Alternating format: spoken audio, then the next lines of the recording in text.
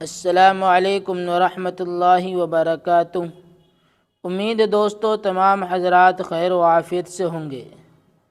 دوستو، سبق شروع کرنے سے پہلے آپ سے ایک درخواست ہے کہ اگر آپ نے ابھی تک ہمارے اردو کریٹر چینل کو سبسکرائب نہیں کیا ہے تو ہمارے چینل کو سبسکرائب کریں اور بیل آئیکن بٹن کو دبائیں تاکہ ہر آنے والی ویڈیو آپ کو سب سے پہلے مل سکے۔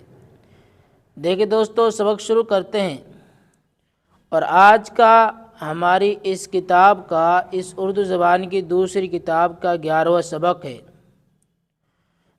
دیکھیں، آپ کا وقت ضائع نہ کرتے ہوئے سبق شروع کرتے ہیں۔ بسم اللہ الرحمن الرحیم۔ اردو زبان کی دوسری کتاب، صفحہ نمبر 17 اور سبق نمبر 11۔ ایک کتا اور بلی۔ یہ کتا ہے اور کاف کو اوپر پیش پڑھیں گے، تا کو اوپر تشدید ہے، اس وجہ سے یہ تا ڈبل پڑھا جائے گا۔ یہ کتا، ایک کتا اور بلی۔ بے ہے پھر لام ہے، اور لام کے اوپر تشدید ہے، اس وجہ سے لام ڈبل پڑھا جائے گا، پھر یا ہے۔ ایک کتا اور بلی۔ ڈالا ایک کتے نے ایک بلی کو چیر۔ ڈالا، یہ ڈال الف زبر ڈا ہے، پھر لام الف زبر لا۔ ڈالا ایک کتے نے ایک بلی کو چیر۔ بلی کو نہیں پڑھیں گے، اس کو پڑھیں گے، کو چیر، چیرنی چیر۔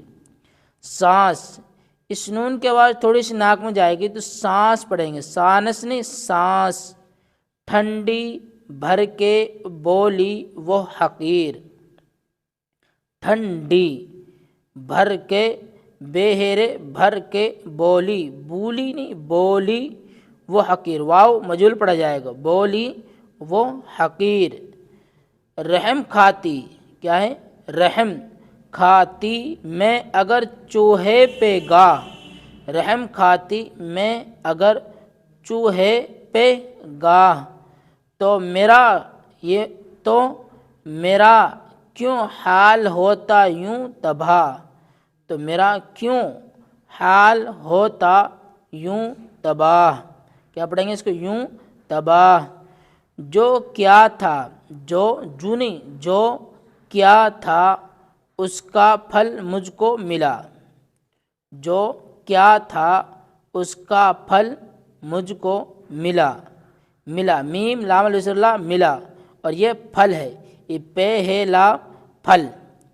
آہ، اس کو پڑھیں گے آہ، الف کے اوپر مد ہے، پھر یہ ہا ہے، تو اس کو پڑھیں گے آہ میں کس سے کروں اپنا گلہ۔ کیا ہے؟ آہ میں کس سے کروں اپنا گلہ، اپنا گلہ۔ گاف ہے، پھر لام الف زبر لا، گلہ، اور گاف کے نیچے زیر ہے، یہ گلہ۔ ظلم، اس کو ظلم پڑھیں گے، زے کے اوپر پیش ہے۔ ظلم کی ٹہنی، ٹے ہے نون یہ، ٹہنی کبھی پھلتی نہیں، کبھی، کاف بے ہے یا، کبھی پھلتی نہیں۔ ناؤ